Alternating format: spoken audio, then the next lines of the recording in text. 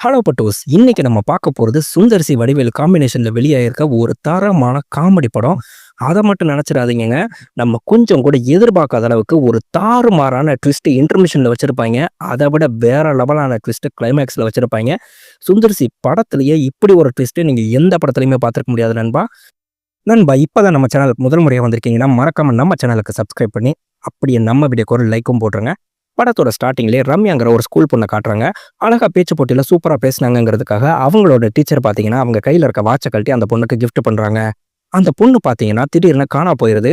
போலீஸ்ல எந்த ஆக்ஷனுமே எடுக்க மாட்டேங்கிறாங்கங்கிறதுனால, நம்ம ஹீரோயின் சுசித்ரா பார்த்தீங்கன்னா, மேல எஸ்பி ஆஃபீஸ்க்கு மெயில் போடுறாங்க. இந்த மாரி தொடர்ந்து பொண்ணுங்க அடிக்கடி காணாம போயிட்டு இருக்காங்க. இது நீங்க என்னன்னு சொல்லிட்டு உடனே எங்களுக்கு கண்டுபிடிச்சு நீங்க சொல்லணும். இங்க லோக்கல்ல எந்த போலீஸுமே ஆக்ஷன் எடுக்க மாட்டேங்கிறாங்க அப்படின்னு சொல்லிட்டு. இந்த ஊர்ல நடக்கிற தப்புக்கு எல்லாத்துக்குமே காரணம் பார்த்தீங்கன்னா, மலையரசன், கோட்டையரசன் அப்படிங்கிற 2 அண்ணன் தம்பிங்க தான். 3 வருஷத்துக்கு முன்னாடி அவங்க அண்ணன் இறந்து போனதுக்கப்புறம், இவங்க 2 பேர் தான் ஸ்கூல் சேர்மனாவும், அந்த ஏரியால சாராயம் காய்ச்சறதுலேருந்து, வாட்டர் கேன் பிசினஸ்லேருந்து எல்லாத்தையுமே பார்த்துக்கிறாங்க.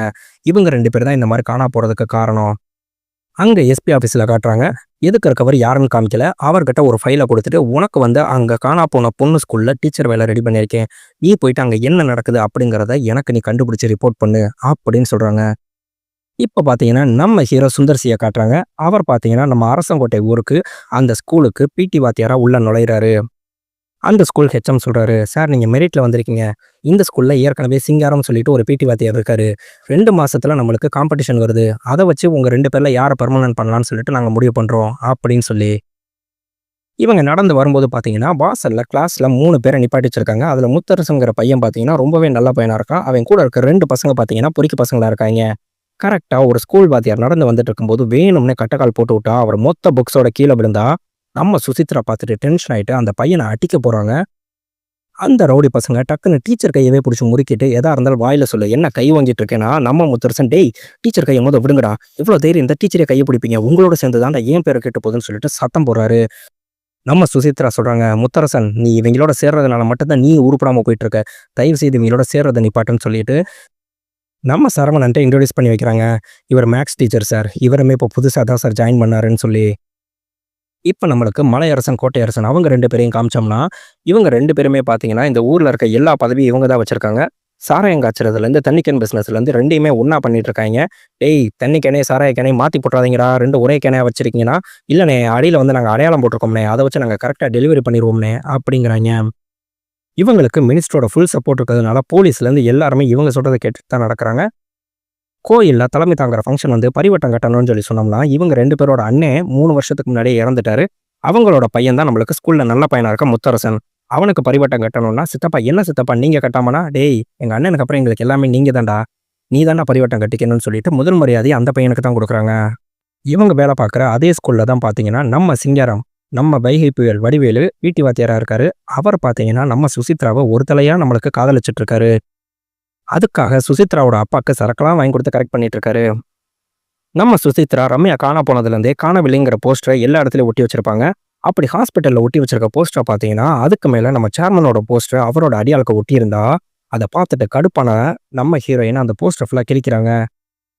அங்க வர்ற சேர்மனோட ஆட்கள், "என்ன தைரியம் இருந்தா என் தலைவர் போஸ்டர நீ கிழிப்பேன்னு" சொல்லி சொன்னா, நம்ம வைகை புயல் வந்து, "அதெல்லாம் ஒண்ணும் பிரச்சனை இல்ல. நான் பேசிக்கிறேன்னு" சொல்லிட்டு அவங்க ஆட்கள தடுத்துட்டு இருக்கும்போது, டக்குன்னு நம்ம சுசித்ரா செருப்பு தூக்கி அவங்கள அடிச்சுட்டு, "உன்னைய அடிச்சது மட்டும் இல்ல. உன் சேர்மன் வந்தா நான் அவனையும் செருப்பால அடிப்பேன்டா" அப்படின்னு சொல்லிட்டு அங்கருந்து கிளம்பிடுறாங்க.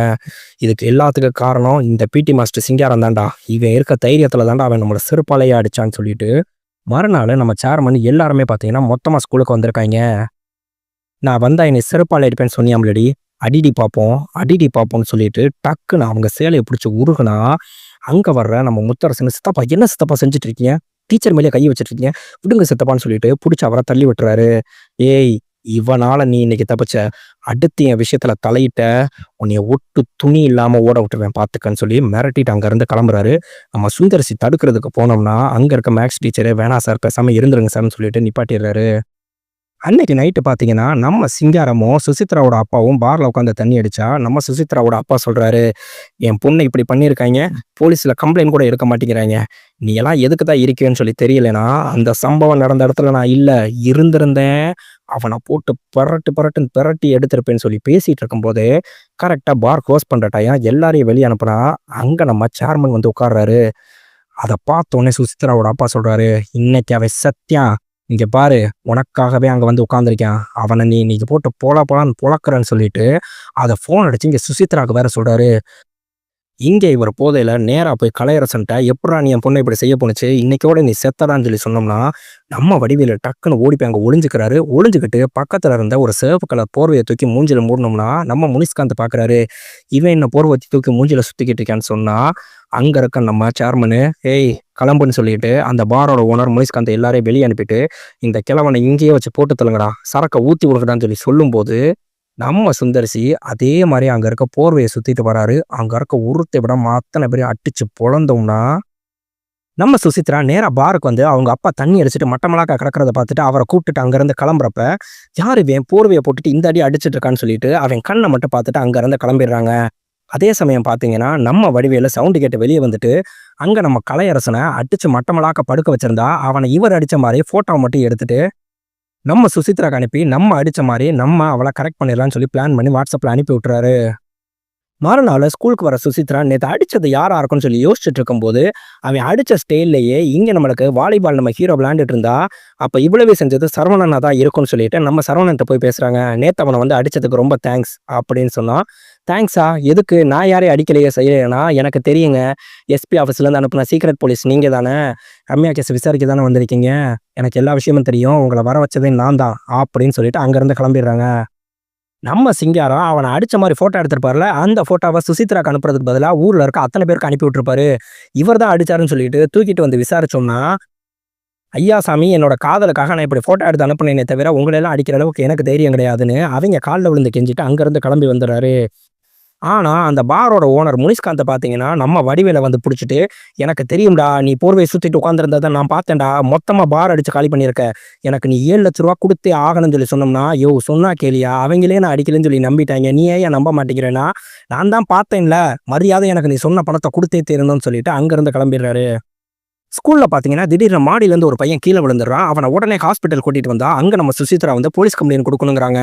ஏன் என்னாச்சுன்னு கேட்டா, அந்த பையன் தானா விழுகல, கோட்டையரசனோட ஆள்க தான் தூக்கி போட்டிருக்காங்க அப்படிங்கிறாங்க. எதுக்குன்னு சொல்லி பார்த்தீங்கன்னா, தண்ணி கேனுக்கு பதிலா இவங்க ஸ்பிரிட் கேனை மாத்தி கவுத்திருவாங்க.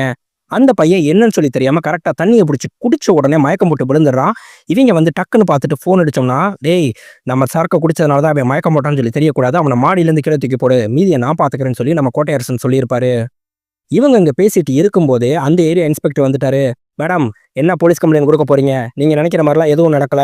அவங்க பெத்தவங்களே வந்திருக்காங்க. என்னன்னு சொல்லி கேளுங்கன்னா", "இல்லங்க, காலையில சாப்பிடாம போயிட்டான். அதனால தான் புள்ள மயக்கம் போட்டு கீழ விழுந்துட்டான்" அப்படின்னு சொல்லிட்டு கேஸையே மாத்திடுறாங்க. நம்ம கோட்டையரசன் சொல்றாரு, "எங்க அண்ணனாவது சேர்மன்ங்கிறதுனால சேலைய அவுத்தத்தோட விட்டான். நான் உன்னைய உருத்தெரியாம அழிச்சிருவேன். ஜாக்கிரதை" அப்படின்னு சொல்லி மிரட்டிட்டு அங்கருந்து கிளம்பிடுறாரு.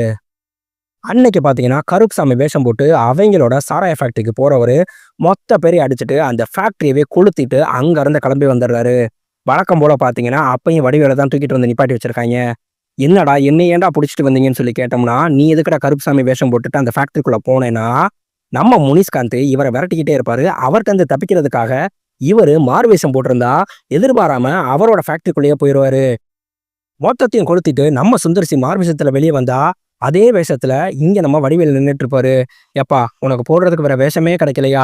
நான் போடுற அதே வேஷமே தான் போடுவியான்னு" சொன்னோம்னா, நம்ம சுந்தரிசி எஸ்கேப் வழக்கம் போல நம்ம வடிவேல தூக்கிட்டாய்ங்க. நம்ம வடிவேலு எதிர்பாராத விதமா அங்க நின்னுட்டு இருந்த நம்ம முனிஸோட லாரியும் சேர்த்து கொளுத்திருப்பாரு. "டேய், மொத்தமா நீ எனக்கு ரூ. 15,00,000 தரணும்னு" சொல்லி முனிஸ் கேட்டோம்னா, "என்கிட்ட 10 பைசா கிடையாது. நீ என்ன பண்ணணுமோ என்னைய பண்ணிக்கன்னா, நான் உனக்கு பணம் குடுக்கறதுக்கு ஐடியா குடுக்குறேன். நம்ம ஸ்கூல்லயே இருக்க மிகப்பெரிய பணக்கார பசங்கள பார்த்து தூக்கு. அவங்கள தூக்கிட்டு, அவங்கள வச்சுட்டு நீ பணத்த வாங்கி என் கடன எப்படியாவது அட." நம்ம வடிவேலு சொல்றாரு, "ஸ்கூல்லயே பணக்கார பையன்னு சொல்லி சொன்னோம்னா நம்ம முத்தரசன் தானா? ஏய், அவங்க சித்தப்பைங்கள பத்தி உனக்கு தெரியாதா? உன்னைய கொளுத்தியே புடுவாய்ங்கனா." "யோவ், வேற வழியே இல்ல. எப்படியாவது அவன தான் கடத்தணும். கடத்திட்டு அது மூலியமா உனக்கு பணத்த வாங்கி தரேன்" அப்படின்னு சொல்லிட்டு அவன கடத்த பிளான் பண்றாரு. அதே சமயம் பார்த்தீங்கன்னா, ஸ்கூல்ல அடிக்கடி நம்மளுக்கு சிகரெட் கிடக்கு. அந்த சிகரெட்ல கஞ்சாவ கலந்து எவனோ அடிச்சிட்டு இருக்கான் அப்படின்னு சொல்லிட்டு நம்ம மேக்ஸ் டீச்சரும், நம்ம சரவணனும் ஃபுல்லாவே நம்மளுக்கு பேக்க செக் பண்ணா, அந்த ரவுடி பசங்க 2 பேரும் கையில இருந்த சிகரெட் பாக்கெட்ட டக்குனு பொம்பள பிள்ளைங்க பேக்ல ஒளிச்சு வச்சுட்டு அங்கருந்து தப்பிச்சிடுறாய்ங்க.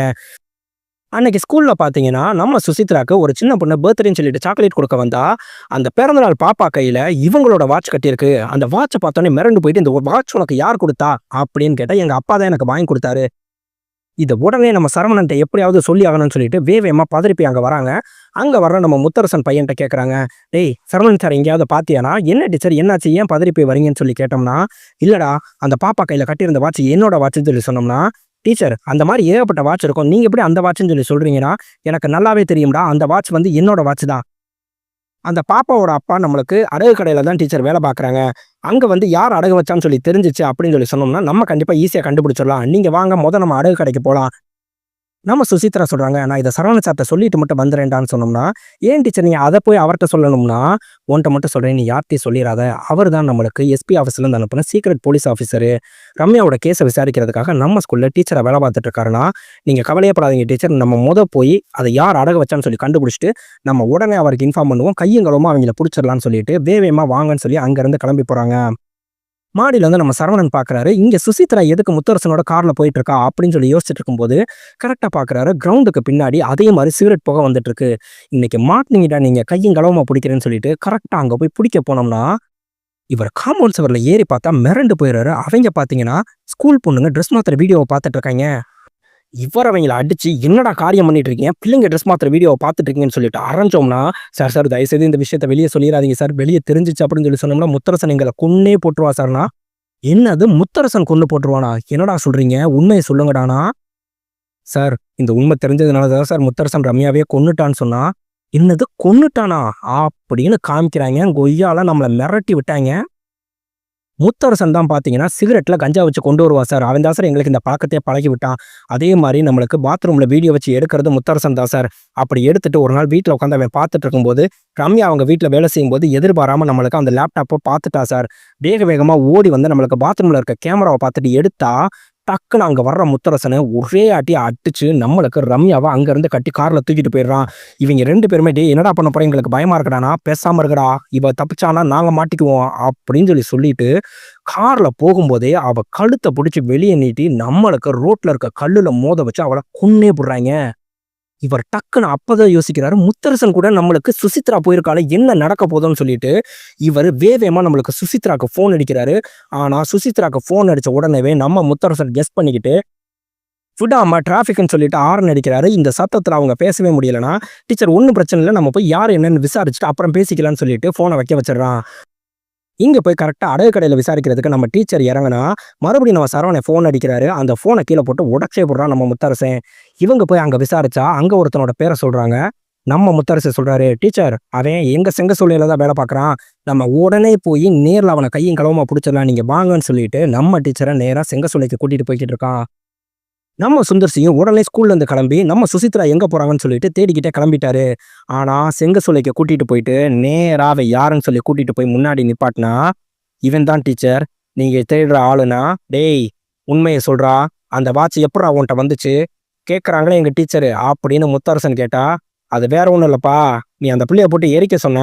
வாட்ச் பார்த்தா தங்க வாட்ச் மாரி இருந்துச்சு.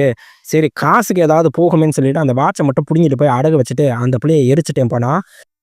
நம்ம சுசித்ரா மிரண்டு போயிடுறாங்க. நம்ம முத்தரசன் ஒரே அடியா செங்கல அவங்க தலையில அடிச்சா, "ஏன்டா அவள அப்படியே நீ எரிச்சிருந்தேன்னா, இவ இப்படி பின்னாடி தேடி வந்திருக்க மாட்டாளா? இவளையும் முடிச்சு விட்டுருங்கடான்னா." அங்க இருந்து தப்பிச்சு ஓடுறதுக்கு ட்ரை பண்ணிட்டு இருக்காங்க. அதுக்குள்ள பார்த்தீங்கன்னா, நம்ம ஹீரோ கரெக்ட்டா இங்க வந்து அவங்களையும் காப்பாத்தி பயங்கரமா சண்டை போட்டுட்டு இருந்தா, அதே சமயம் நம்ம முனிஷ்காந்த் வடிவேலுக்கு ஃபோன் அடிக்கிறாரு. "ஏன்டா அந்த பையன கடத்த சொல்லி சொன்னேனே, என்னடா பண்ண நீன்னு?" கேட்டா, "டேய் ஸ்கூல்ல நான் 2 தடவ கடத்துறதுக்கு ட்ரை பண்ணேன். அதுக்குள்ள அவன் எஸ்கேப் ஆயிட்டானா, அவன் எஸ்கேப் ஆயி எங்க இருக்கான்னு சொல்லி எனக்கு தெரியும். நான் சொல்ற இடத்துக்கு உடனே வா. அவன நம்ம தூக்கிடலாம்ன்னு" சொல்லிட்டு, இங்க அவன ஃபாலோ பண்ணிட்டு செங்கசூளைக்கு கரெக்ட்டா வந்திருப்பாங்க. இங்க சுந்தர்சி எல்லாரையும் அடிச்சுட்டு முத்தரசன ரத்த வெள்ளத்துல மண்டி போட்டு நிக்க வச்சிருந்தா, "உங்க ஒப்பனுக்கு ஃபோன போடுறா. ஏன் பயமா?" அப்படின்னு கேட்டா, அங்க வர்ற வடிவேலு, "ஏப்பா இத்தன நாள் எல்லாரையும் அடிச்சது நீதானாண்ணா?" "ஆமா. அதுக்கு என்ன இப்பனா?" "அவங்க அப்பன் செத்து 3 வருஷம் ஆச்சுப்பா. அவங்க அப்பனுக்கு ஃபோன் அடிக்க சொல்றேனா?" "டேய் உங்க அப்பனுக்கு ஃபோன் அட்றா. என்ன பயமா உனக்கு?" அப்படின்னு மறுபடியும் நம்ம சுந்தர்சி கேட்டா, கொய்யால மறுபடியும் மரண ட்விஸ்ட்டு. செத்து போன அவங்க அப்பன்னு சொல்லி சொல்ற ஆளுக்கு ஃபோன் அடிக்கிறான். ஃபோன் அடிச்சுட்டு, "அப்பா எங்க?" அப்படின்னு சொல்றதுக்குள்ள ஒரே அடி அந்த பையன அடிச்சு மண்டைய உடைச்சே போடுறாரு நம்ம சுந்தர்சி. 3 வருஷத்துக்கு முன்னாடி செத்து போனதா ஊரையே நம்ப வச்சுட்டு இருந்த இவங்க 2 பேரோட அண்ணன் முடியரசன் பார்த்தீங்கன்னா, இப்ப நம்மளுக்கு ஊருக்கு திரும்பி வராரு. இங்க பையன் என்ன நிலைமையில இருக்கான்னு பார்த்தீங்கன்னா, நம்ம முத்தரசன் இங்க கோமா ஸ்டேஜ்லயே இருக்காரு. இதெல்லாம் செஞ்சது யாருடா? அப்படின்னு தம்பிங்கள விசாரிச்சா, அவங்க நம்ம ஸ்கூல்ல யாராவது இவனுக்கு எதிரிங்க இருக்காங்களா, செய்றாங்களான்னு கேட்டா, அதுக்கு வாய்ப்பே கிடையாது. ஸ்கூல்லயே தங்கமான பையனா இவன் தான். இவனுக்கு எப்படி சார் எதிரிங்க இருக்க முடியும்னு சொல்லிட்டு எல்லாருமே ஒண்ணு சொன்னாப்புல சொல்றாங்க. அதே மாரி இது எல்லாத்தையும் செஞ்சது யாரா இருக்கும்னு சொல்லிட்டு எல்லாரும் டிஸ்கஸ் பண்ணும்போது தான் நம்ம இன்ஸ்பெக்டர் ஒரு விஷயத்த சொல்றாரு. "சார், இப்போதான் எஸ்பி ஆஃபீஸ்லேருந்து எனக்கு ஒரு சீக்ரெட் இன்ஃபர்மேஷன் வந்திருக்கு.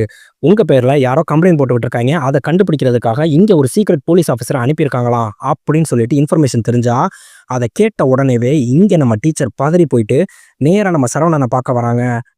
அங்க நம்மளுக்கு சரவணனு, முனிஷ்காந்த், வடிவேலு 3 பேர் உட்கார்ந்திருந்தா, "எப்பா அந்த பையன இப்படி கொடூரமா அடிச்சுட்டு எதுவுமே தெரியாத மாரி நின்னுட்டு இருந்தியே, நான் உன்னைய கண்ண காட்டியிருந்தா என்ன ஆயிருக்கும் தெரியுமா?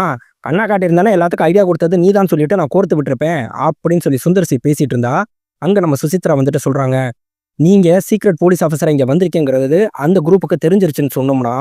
அங்க இருக்க மேக்ஸ் டீச்சரு பதறி போய் வேகமா, "என்னது தெரிஞ்சிருச்சான்னு?" சொல்லி ஒளிஞ்சிட்டு இருந்தவர் வந்து விழுந்தா, "யோவ்! நீ ஏன்யா பதறி போய் வந்து விழுகுறேன்னு?" சொல்லிட்டு நம்ம சுசித்ரா கேட்டா, "ஐயய்யோ! அவங்க அனுப்புன சீக்ரெட் போலீஸ் ஆஃபீஸரே நான் தாங்க. நான் ரொம்பவே பயந்த சுபாவம். எங்க அப்பாவோட போலீஸ் வேலை எனக்கு கிடைச்சதுனால வேற வழி இல்லாம இந்த கேஸ வாங்கிட்டு நான் இங்க வந்து ஒளிஞ்சு ஒளிஞ்சு வாழ்ந்துட்டு இருக்கேன்னு" சொன்னோம்னா, நம்ம சரவணன பார்த்து, "அப்ப நீங்க உண்மையான போலீஸ் ஆஃபீசர் கிடையாதா? அப்ப நீங்க எதுக்காக எல்லாரையும் போட்டு அடிச்சீங்க? உண்மைய சொல்லுங்க எங்களுக்குன்னு" கேட்டா, என் பொண்டாட்டிக்காக அடிச்சேன்னு சொன்னா, இவிங்க எல்லாரும் மிரண்டு போயிடுறாய்ங்க. அப்படியே நம்மளுக்கு ஃபிளாஷ்பேக்கு. நம்ம சுந்தர்சியா அவங்க ஒய்ஃபும் பார்த்தீங்கன்னா, லவ் மேரேஜ் தான் பண்ணியிருப்பாங்க. அவங்க ஒய்ஃப் வந்து மினிஸ்டர்ட்ட பிஏவா வேலை பார்க்குறாங்க. நம்ம முடியரசனும் பார்த்தீங்கன்னா, நம்ம மினிஸ்டருக்கு அசிஸ்டன்ட்டா வேலை பார்த்துட்டு இருக்காரு. நம்ம சுந்தர்சி ஒய்ஃப் பார்த்தீங்கன்னா, அப்பா, அம்மா கிடையாது, அனாத. நம்ம மினிஸ்டர் பார்த்தீங்கன்னா, அவங்கள தன்னோட சொந்த பொண்ணு மாரி பாசமா வளர்த்துட்டு இருக்காரு. அன்னைக்கு அவங்களோட அனிவர்சரி. அன்னைக்கு தான் பார்த்தீங்கன்னா, அவங்க பிரெக்னன்ட்டா இருக்காங்க அப்படிங்கிறதையுமே கன்ஃபார்ம் பண்றாங்க. ஈவினிங் பார்த்தீங்கன்னா, "உனக்கு ஒரு கிஃப்ட் வச்சிருக்கேன், கோயிலுக்கு வந்துரு" அப்படின்னு சொல்லிட்டு நம்ம ஹீரோக்கு ஒரு மெசேஜ் மட்டும் அனுப்புறாங்க. அத பார்த்துட்டு சுந்தர்சி சந்தோஷமா இருந்தோம்னா, கரெக்ட்டா இவங்க கிளம்புற நேரத்துல நம்ம மினிஸ்டர் ஒரு முக்கியமான பொறுப்பு குடுக்குறாரு. அடுத்த வாரம் எலக்ஷன் டேட்டோ நம்மளுக்கு அனௌன்ஸ் பண்ணிருவாங்க. அதுக்கப்புறம் நம்மள்ட்ட இருக்க பணத்த நம்ம கொண்டு போய் யார்ட்டயும் ஒப்படைக்க முடியாது. அதனால இன்னைக்கே பார்த்தீங்கன்னா, ₹100,00,00,000 பணத்த நான் வண்டியில லோட் பண்ணியிருக்கேன். நீயும் நம்ம முடியரசனும் போய் நம்ம மாவட்டத்திட்ட கொண்டு போய் இந்த பணத்த குடுத்துருங்கண்ணா. "அப்பா இல்லப்பா, இன்னைக்கு எனக்கு கல்யாண நாளு. அதனால கொஞ்சம் சீக்கிரமா போலான்னு சொல்லி நினைச்சேன்னா." "எம்மா ₹100,00,00,000 பணம்மா. உங்கள தவிர வேற யாரையும் என்னால நம்பி அனுப்ப முடியாது. கொஞ்சம் சீக்கிரம் குடுத்துட்டு அப்படியே கிளம்பிருமான்னு" சொன்னா, "சரிப்பா நானே குடுத்துட்டு போயிடுறேன்" அப்படின்னு சொல்லிட்டு நம்ம முடியரசனும் இவங்களும் அந்த லாரியில மொத்தமா பணத்த ஏத்திட்டு ட்ரக்ல போயிட்டு இருந்தோம்னா, நம்ம முடியரசன் கேட்கிறாரு, "எம்மா ஆயுசுக்கும் கஷ்டப்பட்டு உழைச்சாலும் இவ்வளவு பணத்த நம்மளால சம்பாரிக்க முடியாது. கண்டிப்பாக பார்த்தேன்னா, இந்த பணம் தொலைஞ்சு போயிருச்சுன்னு யாராலயும் கம்ப்ளைண்ட் குடுக்கவும் முடியாது. இது கருப்பு பணம். எப்படியாவது இந்த பணத்த நம்ம பாதி பாதி ஷேர் பண்ணிக்கலாம்ன்னு" கேட்டா, "அண்ணே என்ன விளையாடுறீங்களா? என்னால அப்பாக்கு துரோகம் பண்ண முடியாது. நீங்க இப்படிலாம் பேசிட்டு இருந்தீங்கன்னா, நான் உடனே அப்பாக்கு ஃபோன் பண்ணிருவேன்னு" சொன்னோம்னா, "எம்மா எம்மா சும்மா இரும்மா. உன்னைய செக் பண்றதுக்காக நான் பேசினேம்மான்னு" சொல்லிட்டு டக்குன்னு குறுக்கு பாதையில வண்டிய விடுறாரு. "இந்த பாதையில எதுக்குண்ணே போறீங்கன்னு" கேட்டா, "செக் போஸ்ட் இருக்குமா, அதனால தான் இந்த பாதையில போறேன்னு" சொல்லிட்டு நம்மளுக்கு வண்டிய ஆட்டோமேட்டிக்கா ஆஃப் பண்ணிடுறாரு. ஆஃப் பண்ணிட்டு வண்டி என்னாச்சுன்னு சொல்லி செக் பண்றேன்னு சொல்லி இறங்குனவரு, அங்க இவங்களோட தம்பி 2 பேருமே நிக்கிறாங்க. "டேய், அவன் நம்ம பிளானுக்கு செட் ஆக மாட்டான்னு சொல்லி நினைக்கிறேன்" அப்படின்னு சொன்னா, "அப்ப வேற வழியே இல்லண்ணே. அவள போட்டு தள்ளிட்டு மொத்த படத்தையும் நம்ம தூக்கிருவோம்ன்னு" சொல்லிட்டு 3 பேரு சேர்ந்து அவங்கள அங்கேயே கொலையும் பண்ணிடுறாய்ங்க. கொலை பண்ணதோட இல்லாம, நம்மளுக்கு முடியரசன் மாரியே இன்னொரு டெட் பாடிய செட் பண்ணி, அந்த டெட் பாடிய அங்க அரைகுறையா எரிய விட்டுட்டு, இவங்களோட டெட் பாடிய மொத்தமா எரிச்சு சாம்பலையா கரைச்சிடுறாய்ங்க. மினிஸ்டர் கிட்ட அந்த பொண்ணு தான் பணத்த அடிக்கிறதுக்காக முடியரசன கொலை பண்ணிட்டு, பிளான் பண்ணி அந்த பணத்த அடிச்சுட்டு அங்கருந்து போயிடுச்சு அப்படின்னு சொல்லிட்டு நம்ப வச்சுடுறாய்ங்க. நம்ம மினிஸ்டரும் பணத்த காப்பாத்துறதுக்காக இப்படி நம்மளுக்கு உயிரையே விட்டுட்டானேன்னு சொல்லிட்டு, அவைங்க தம்பிங்க 2 பேருக்குமே சேர்மன் போஸ்டிங்கு நம்மளுக்கு ஸ்பிரிட் கம்பெனி, வாட்டர் பிசினஸ் கம்பெனின்னு சொல்லிட்டு வாரி வாரி வழங்கிடுறாரு. இந்த ஃபிளாஷ்பேக் அப்படியே சொல்லும்போது பார்த்தீங்கன்னா, இங்க நம்மளுக்கு எல்லாருமே அப்படியே கண்ணு கலங்கி கதறி அழுகுறாங்க. "எப்பா, எங்க எல்லாரோட கண்லயும் தார தாரையா கண்ணீர் ஊத்துது. ஆனா நீ ஒரு சொட்டு கண்ணீர் கூட வடிக்காம எப்படிப்பா உன்னால இந்த விஷயத்த சொல்ல முடியுதுன்னு" சொல்லி சுந்தர்சிட்ட கேட்டா, "ஜெயில்ல அடிபட்டு அடிபட்டு என் கண்ணீர் எல்லாமே வத்தி போச்சுன்னு" சொன்னா, "என்னது ஜெயில்லயா?" அப்படிங்கிறாங்க. அப்படியே நம்மளுக்கு மறுபடியும் ஃபிளாஷ்பேக்க காமிச்சோம்னா, நம்ம சுந்தர்சி அவங்க ஒய்ஃப் வருவாங்க ஏதோ கிஃப்ட்டோடன்னு சொல்லிட்டு கோயில்ல வெயிட் பண்ணிட்டு இருந்தா, அந்த மெசேஜ மட்டும் நம்ம மினிஸ்டர்ட்ட காமிச்சிருப்பாங்க. அப்ப பிளான் பண்ணி ₹100,00,00,000 பணத்த தான் அந்த கிஃப்ட்ன்னு சொல்லி நெனச்சுட்டு, இங்க சுந்தர்சிய கூப்பிட்டு ஸ்டேஷன்ல வச்சு அடிச்சு டார்ச்சர் பண்ணி விசாரிக்கிறாய்ங்க.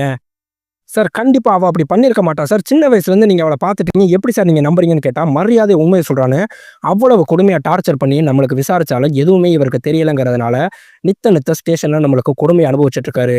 3 வருஷம் கழிச்சு, ஒரு நல்ல மனுஷனால நான் இப்ப ஸ்டேஷன்லேருந்து வெளிய வந்து எல்லா விஷயத்தையும் நான் தெரிஞ்சுக்கிட்டேன்.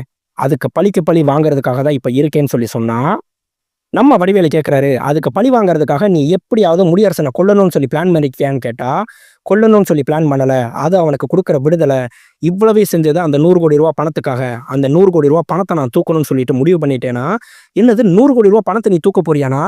எனக்கு நீங்க உதவி பண்ணீங்கன்னா, அந்த பணத்த எல்லாத்தையும் நீங்களே ஷேர் பண்ணிக்கங்க." அப்படின்றாரு. ஓகேன்னு சொல்லிட்டு மொத்தமா இவங்க கேங்கா ஃபார்ம் ஆகுறாங்க. நம்ம ஹீரோயின் ஒரே ஒரு விஷயம் தான் சொல்றாங்க. "இந்த பணத்துக்காக கிடையாது. உன் பக்கம் இருக்க நியாயத்துக்காக நான் உனக்கு உதவி செய்றேன்னு" சொல்லிட்டு.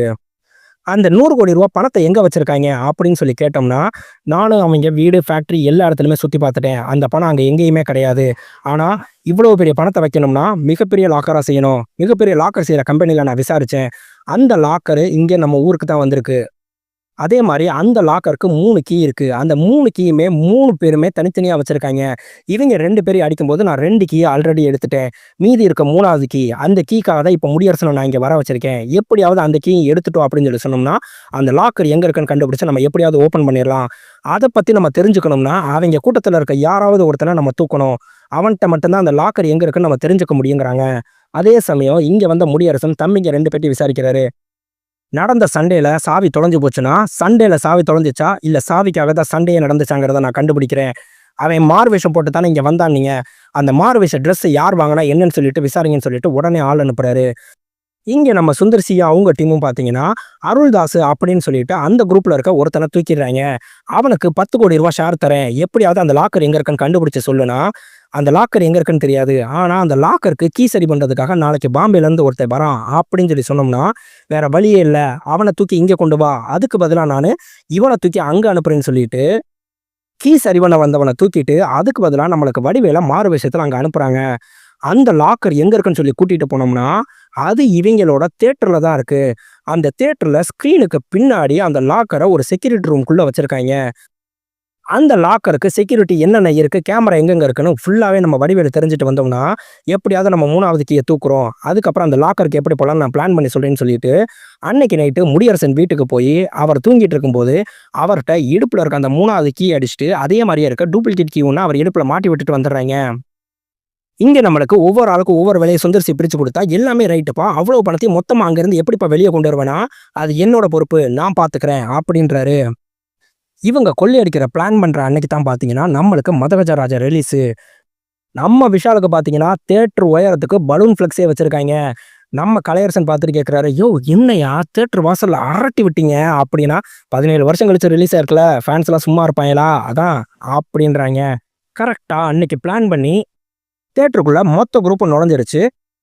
நம்ம சிங்காரமும், மேக்ஸ் டீச்சரும் பார்த்தீங்கன்னா, லேடீஸ் கெட்டப்ப போட்டுட்டு, வில்லன் குரூப் அந்த லாக்கர் ரூம் கிட்ட போக விடாம டைவர்ட் பண்ணிட்டு இருந்தா, நம்ம ஹீரோ, நம்ம முனிஸ், ஹீரோயின் எல்லாருமே லாக்கருக்குள்ள நுழைஞ்சுட்டாங்க. ரூ. 100,00,00,000 பணத்தையும் மொத்தமா பார்த்தீங்கன்னா, வேகமா நம்மளுக்கு பேக்ல போட்டு, மொத்தமா மாடிக்கு ஏத்துறாங்க. மாடிக்கு ஏத்திட்டு, அங்க நம்மளுக்கு தியேட்டர்ல பாம்பையும், நெருப்பையும் பத்த வச்சு, மொத்த கூட்டத்துல இவங்க எல்லாரும் எஸ்கேப் ஆயிடுறாங்க. "டேய் மொத்த பணமும் மாடியில தான்டா இருக்கு. அவ்வளவு பணத்த இவங்களால கொண்டு போவே முடியாதுடா, வாடான்னு" சொல்லிட்டு 3 பேரு வெளிய ஓடியாந்தா, கரெக்ட்டா வாசல்ல நம்ம மினிஸ்டர் நிக்கிறாரு. இவங்க 3 பேரும் மிரண்டு போய் நிக்கிறாய்ங்க. நம்ம மினிஸ்டர்ட்ட சுந்தர் சி தான் போட்டு விட்டுருப்பாரு. இவங்க 3 பேரையும் தூக்கிட்டு போய் தொவன்னு துவச்சு எடுக்குறாரு. மரியாதையா உண்மைய சொல்றா, "பணம் எங்கடா? பணம் எங்கடான்னு?" கேட்டா, "சார் மொத்த பணமும் மாடியில தான் சார் இருக்கு." அப்படின்னா, "நீங்க சொன்ன எல்லா இடத்துலயும் தேடி பார்த்துட்டேன். பணம் அங்க இல்லவே இல்ல." அதே மாரி இங்க கேங்கர்ஸ் கும்பல்ல இருக்க எல்லாருமே உட்காந்து பேசிக்கிறாங்க.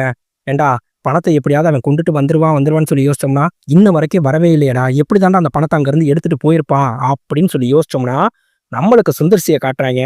மாடியில மொத்த பணத்த ஏத்துனவரு, அங்க பலூன் ஃப்ளெக்ஸ்ல மொத்த பணத்தையும் உள்ள போட்டுட்டு, லாரியில மொத்தமா எல்லா பணத்தையும் அந்த ஃப்ளெக்ஸ எடுக்கிற மாரி எடுத்துட்டு அங்கருந்து எஸ்கேப்பு.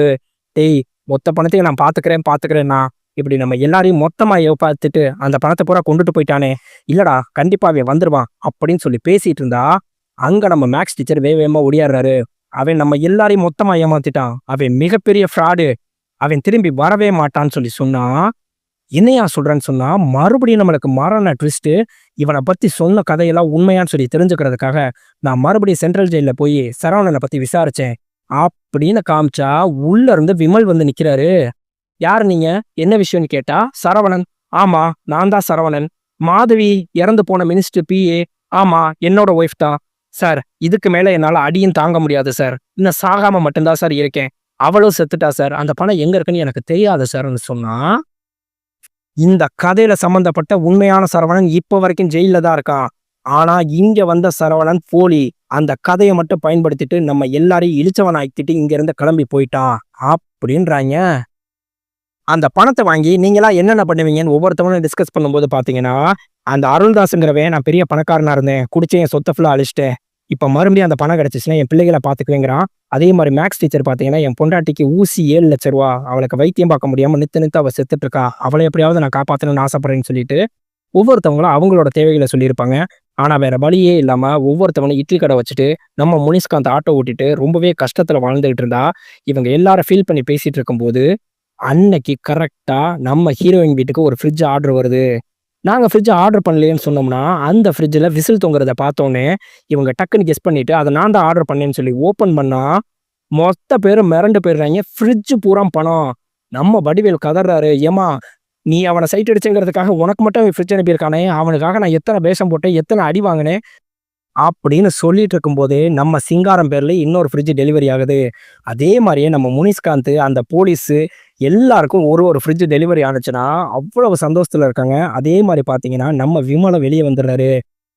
"ரொம்ப நன்றி வக்கீல் சார்னா." "நன்றி எனக்கு சொல்லாதப்பா. யாருன்னே தெரியாத மனுஷன் எனக்கு அவ்வளவு பெரிய பணத்த அனுப்பிட்டு, உன்னை எப்படியாவது வெளிய எடுக்கணும்னா, அது மட்டும் இல்லாம உனக்கு ஒரு ஃப்ரிட்ஜையும் கிஃப்ட் அனுப்பியிருக்கான். அந்த வண்டியில இருக்குன்னு" சொல்லிட்டு காமிக்கிறாய்ங்க. நம்ம ஹீரோயினுக்கு மட்டும் பார்த்தீங்கன்னா, அந்த பணத்தோட சேர்த்து ஒரு ஃபோட்டோவும் வந்திருக்கும். என்னன்னு சொல்லி பார்த்தீங்கன்னா, இவங்க இந்தோனேஷியால ஒரு இடத்துல வீடு வாங்கணும்னு சொல்லி ஆசைப்பட்டுருப்பாங்க. அந்த வீடுக்கு பக்கத்துல நம்ம சுந்தர் சி நிக்கிற மாரி ஒரு ஃபோட்டோவ அனுப்பியிருப்பாரு. அப்படின்னா, "நீ இங்க வா, உனக்காக நான் வெயிட்டிங்ன்னு" சொல்லிட்டு, அதே சமயம் நம்ம சுந்தர் சிக்கு ஒரு ஃபோன் வருது. "பாஸ், கேசினோல ரூ. 200,00,00,000 பிளாக் மணி அடுக்கியிருக்காய்ங்க. என்ன பண்ணலாம்ன்னு" சொல்லி சொன்னா, "என்னோட கேங்கர்ஸ் ஃபுல்லா இப்ப ஹாலிடேவ என்ஜாய் பண்ணிட்டு இருக்காய்ங்க. என்ஜாய் பண்ணி முடிச்ச உடனே அடுத்த ப்ராஜெக்ட்ட ஸ்டார்ட் பண்ணலாம்." அப்படின்னு சொல்லிட்டு இந்த படத்த நம்மளுக்கு முடிக்கிறாங்க நண்பா. நண்பா, இந்த வீடியோ பிடிச்சிருந்துச்சுன்னா மறக்காம நம்ம சேனலுக்கு சப்ஸ்கிரைப் பண்ணி அப்படியே நம்ம வீடியோக்கு ஒரு லைக்கும் போட்டுருங்க. மறுபடியும் அடுத்து ஒரு நல்ல வீடியோல உங்கள நான் சந்திக்கிறேன். பை பட்டூஸ்.